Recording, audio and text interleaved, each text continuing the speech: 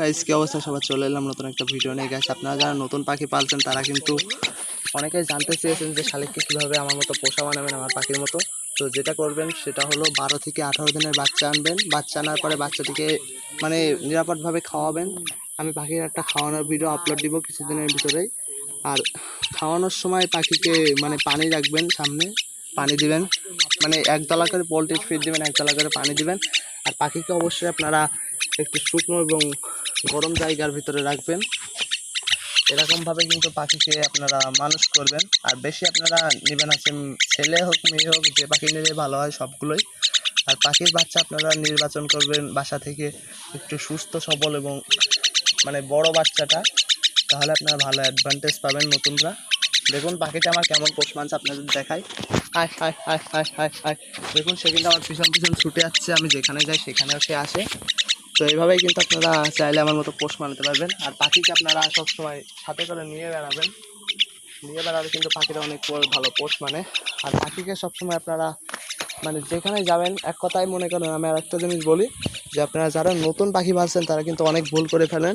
ধরেন যে পাখিকে আপনারা আপনাদের বাড়ির এরিয়ার বাইরে নিয়ে যান, যেমন ধরেন আমি আমার পাখিকে নিয়ে বিলে গেলাম, এটা ভুল কিন্তু করবেন না। এরকম বিলে কিংবা গ্রামগঞ্জের দিকে এসব দিকে কিন্তু পাখিদেরকে নিয়ে যাবেন না, কারণ তারা কিন্তু ওইসব জায়গায় গিয়ে অভ্যস্ত হয়ে যায় এবং আপনাকে যখন পাবে না তখন সেই জায়গায় জায়গায় চলে যাবে।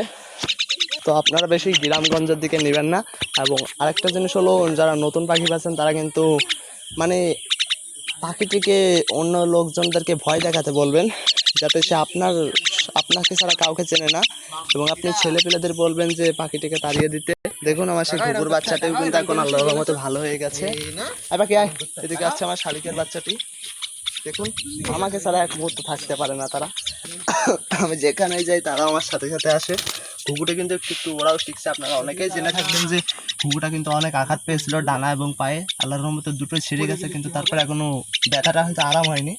তো আমি সর্বোচ্চ চেষ্টা করেছি ঘুঘুকে বাঁচানোর, আল্লাহর রহমতে বেঁচে গেছে। ঘুঘুটি কিন্তু এখন গলায় দেখুন পাখনা উঠছে, মানে সরি পাখনা না পালক, ওই পালক উঠলেই কিন্তু এখন ঘুঘুটা প্রাপ্তবয়স্ক হয়ে যাবে, এখন কিন্তু মাঝারি পর্যায়ে আছে। আর শালিকটিকে দেখুন। তো যে কথা বলছিলাম, শালিককে আপনারা এভাবে পোষ মানাবেন এবং শালিককে বেশিক্ষণ মানে সময় দেবেন অনেক, নতুন পাখি পাচ্ছেন। আর আপনাদের মানে যদি আপনারা নতুন শালিক পাখি পেলে থাকেন তাহলে আপনারা যেটা করবেন সেটা হচ্ছে ভাত শালিকের বাচ্চা নেবেন, কারণ এই বাচ্চাগুলো কম সময়ের ভিতরে অনেক ভালো পোষ মানে। ভাত শালিক হচ্ছে দ্বিতীয় স্থানে রাখবো এবং ঝুট শালিকের বাচ্চা নেবেন, কারণ ঝুট শালিকটা মানে খুব তাড়াতাড়ি পোষ মেনে যায়, কিন্তু বেশি দিন টেকসই হয় না। ঝুট শালিকগুলো অল্প দিনের ভিতরে পালিয়ে যায়, কিন্তু শালিকের ক্ষেত্রে এমন না। সাধারণ শালিকগুলো মনে করেন পোষা হবে দেরি করে, মানে সে চারিদিকের পরিবেশ দেখে তাই পোষা হয় ভাত শালিক, তারপরে কিন্তু আবার বাড়ি সারা জীবন টিকে যায়। এটা হলো মূলত এটার বৈশিষ্ট্য। তো আপনারা এরকমভাবে কিন্তু পাখি পালবেন। তো গাইস আমার পরামর্শ হলো আপনারা ভাত শালিকের বাচ্চাই নেবেন, কারণ এটা পুষলে আপনারা নতুন যারা তারা অনেক অ্যাডভান্টেজ পাবেন। এবং শালিকের জন্য নির্দিষ্ট একটি খাঁচা রাখবেন, যাতে খাঁচায় তারা থাকতে পারে। আর সবসময় চেষ্টা করবেন যে শালিকের বাচ্চা একটা নিলে কিন্তু ভালো হবে। আর কথা শিখাবেন, তারা যখন বড় হবে তাকে কথা শিখাবেন। তো গাইস পাখিটি দেখুন আমার পোষ মানেছে, মানে আমি একটু দেখিয়ে দিই আপনাদেরকে। আয় পাখি আয় হায় হায় হায় হায়, দেখুন আমার পিছন পিছন দৌড়ে যাচ্ছে, সে কিন্তু সুপার টেম হয়ে গেছে। আপনারাও চাইলে আমার মতো এমন পোষা বানাতে পারবেন আপনাদের পাখিগুলোকে। দেখুন আমি যেদিকে যাই আমার পাখিটাও কিন্তু সেদিকে আসে, মানে সে কিন্তু অন্য কাউকে চেনে না। দেখুন আমি যত দৌড়াই না কেন সে কিন্তু আমার পিছন পিছনে আসবে। ঘুঘুটাও কিন্তু একসময় আসতো, কিন্তু সে আহত হয়েছে। দেখুন আরেকটু দেখাই দিই, এটা শালিকের বাচ্চাটা। আপনাদের মনে হয়তো প্রশ্ন রাখতে পারে যে শালিকটা কি ছেলে না মেয়ে।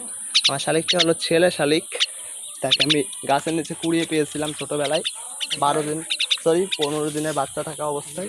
এই জন্য হয়তো শালিকের বাচ্চাটি একটা পোষ মানছে। গাইস আপনারা যখন আপনাদের শালিক যখন 1 মাসের বেশি বয়স হয়ে যাবে, তখন আপনাদের শালিককে এরকম একটা পানিযুক্ত জায়গায় দিয়ে দিবেন, তখন আপনাদের শালিকরা ওখান থেকে গোসল করবে। গোসল করার পরে তারা একটু ভালো হবে। আর শালিক পাখিকে কিন্তু এই গরমের সময় একটু বেশি বেশি পানি দিবেন। তো গাইস, এই ছিল আজকের ভিডিওটা ভালো লাগলে একটা লাইক দেন। আর আমার ঘুঘুটার জন্য সবাই দোয়া করবেন, আমার এই পাখিগুলোর জন্য, কারণ এরাই আমার সব। এই তো এদেরকে নিয়ে আমার যত পরিকল্পনা, এদেরকেই ভালোভাবে পোষ মানানো। তো গাইস, পরিশেষে একটা কথাই বলতে চাই, আপনারাও যদি আমার পাখির মতো সুপার টাইম পাখি পালতে চান, তাহলে কিন্তু আপনারা এই ভুলটা করবেন না যে যে বললাম। আর যে আমি কথাগুলো বললাম এগুলোও করবেন। তো আজকের মতো এই পর্যন্তই। আল্লাহ হাফেজ সবাইকে। আসসালামু আলাইকুম।